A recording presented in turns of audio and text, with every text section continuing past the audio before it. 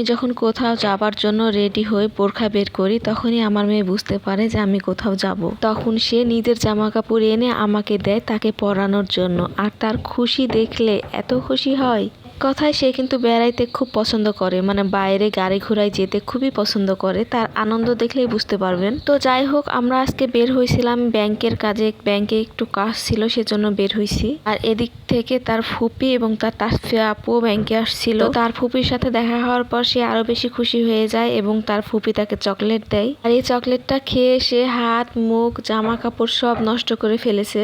আর আমার মেয়ে কিন্তু চকলেট খেতে বেশ পছন্দ করে। তো আমি এখানে হালকা পাতলা ভিডিও করছিলাম, যদিও এখানে ভিডিও করা নিষেধ ছিল, একটা সিকিউরিটি এসে নিষেধ করছিল যে ভিডিও করা যাবে না। তো আমি বলছিলাম যে আমি শুধু আমার মেয়ের ভিডিও করতেছি। আর দেখেন আমার মেয়ে কত মজা করে চকলেট খাইতেছে, চকলেট সে এত বেশি পছন্দ করে।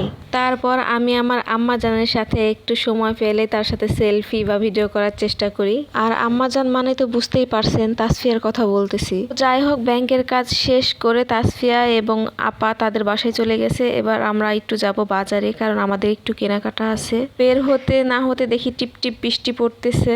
টিপ টিপ বৃষ্টির মধ্যে বের হলাম, কি আর করার, হালকা হালকা বৃষ্টি পড়তেছে। আমাদের যদিও সমস্যা নাই, কিন্তু বাচ্চার জন্য তো সমস্যা, সেজন্য তার বাবা তাড়াতাড়ি চলে যাচ্ছে। বাসার জন্য হালকা পাতলা কিছু বাজার সদাই লাগবে, তো তাই আমি একটু আস্তে আস্তে যাচ্ছিলাম, কারণ বৃষ্টিতে ভিজতে আমার না খুব ভালো লাগে। কিন্তু এখানে আসার পর আপনাদের ভাইয়া একদমই বৃষ্টিতে ভিজতে দেয় না। বাসায় যখন থাকতাম বৃষ্টি হইলেই মানে একদিনও মিস করতাম না। যদি দিনে 2বার বৃষ্টি হয় তাহলে চেষ্টা করতাম 2বারই ভেজার জন্য। বৃষ্টিতে ভেজাও কিন্তু খুব ভালো, এটা হচ্ছে আল্লাহর রহমত। আর দেখেন আমার পিছনের জায়গাটা কিন্তু বেশ সুন্দর। আর আমার হাতে কতগুলা বাজার সদাই ধরিয়ে দিয়ে তারা বাপ আর মেয়ে আগে আগে হাঁটছে, আমি তাদের পিছনে পিছনে যাইতেছি। আসলাম কিছু বিস্কিট কেক এবং রুটি নেওয়ার জন্য, কারণ বিকেলে এবং সন্ধ্যাবেলায় আমার এত খিদা লাগে, কোনো খাবার না থাকলে আমার শরীরের মধ্যে জ্বালা উঠে যায়। আচ্ছা, 3 বেলায় কি ভাত খেতে ভালো লাগে বলেন তো? মাঝে মধ্যে তো এটা সেটাও খেতে মন চায়, তাই না? এই বেকারির এই বিস্কুটগুলো আমার কাছে বেশ ভালোই লাগে, কেজি হিসেবে যে বিস্কুটগুলা পাওয়া যায়। এই যে দেখতে পাইতেছেন, এই বিস্কুটগুলো কিন্তু আমার খুব প্রিয়। তো আমার পছন্দ মতো মানে বাজার করলাম। আমি যেগুলো যেগুলো বলছি ফারিস্তার বাবা কিন্তু সেগুলাই কিনছে, কারণ সে আমার পছন্দটা বেশি কেয়ার করে।